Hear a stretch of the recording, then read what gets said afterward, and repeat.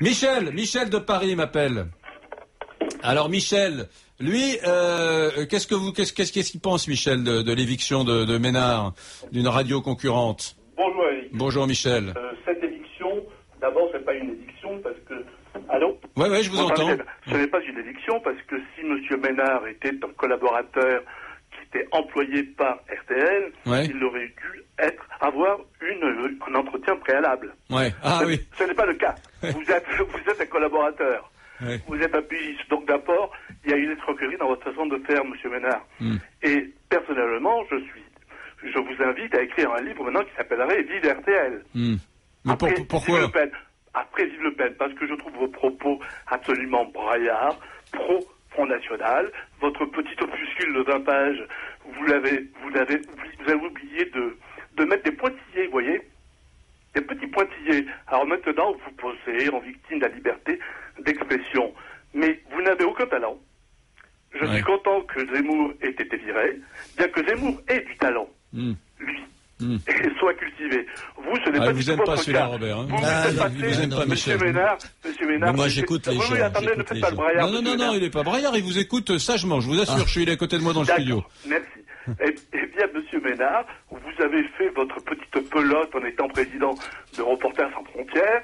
Vous n'avez jamais été journaliste, si ce n'est d'une feuille de chou bitéroise.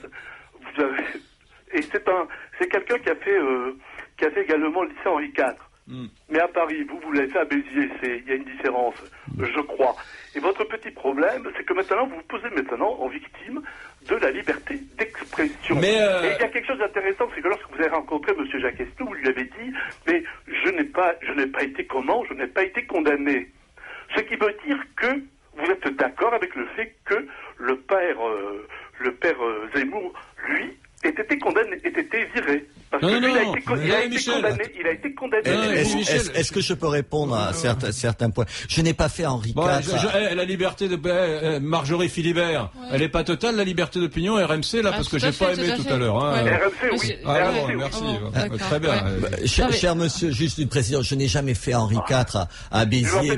Je m'appelle Michel. Donc je n'ai jamais... À la fin, ils vont aller boire des coups ensemble, Robert, Michel.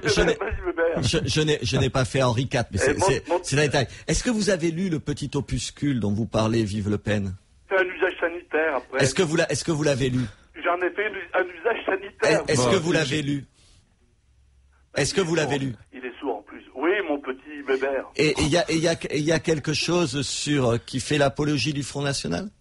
En filigrane, en creux, oui, bien sûr. En filigrane. Quand vous dites, regardez, lorsque vous dites, tantôt vous le répétiez, lorsque le ciel est gris, et que si Marine Le Pen dit que le ciel est gris, ça ne veut pas dire que je suis Front National.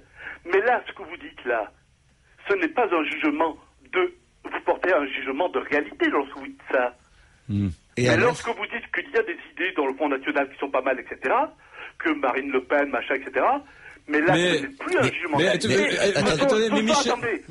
Ce sont des jugements de valeur.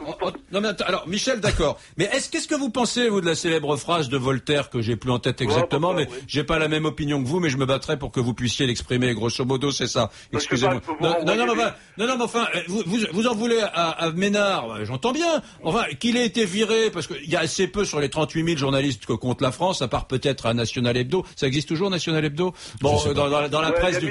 Aux minutes, enfin franchement, dans les grands médias généralistes, que quelqu'un dise, attendez, posons-nous et arrêtons d'être systématiquement contre Marine Le Pen, il y en a pas de journaliste qui fasse ça. Donc il a une utilité sociale et démocratique quand même, Ménard, quand il fait ça.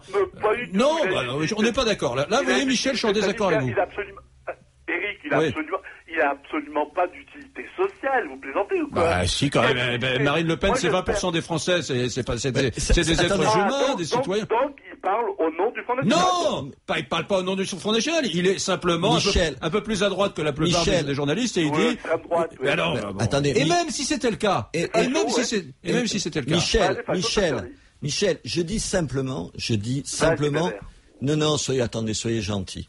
Je dis simplement que un certain nombre d'idées ont le droit de s'exprimer. Si demain, il était difficile dans les médias que des gens d'extrême gauche puissent s'exprimer, mais je descendrai dans la rue à côté d'eux. Ça fait 20 ans que je le fais. Alors vous pouvez ne pas aimer ça, vous pouvez ne pas aimer cette idée-là, mais c'est simplement cette petite idée que je défends.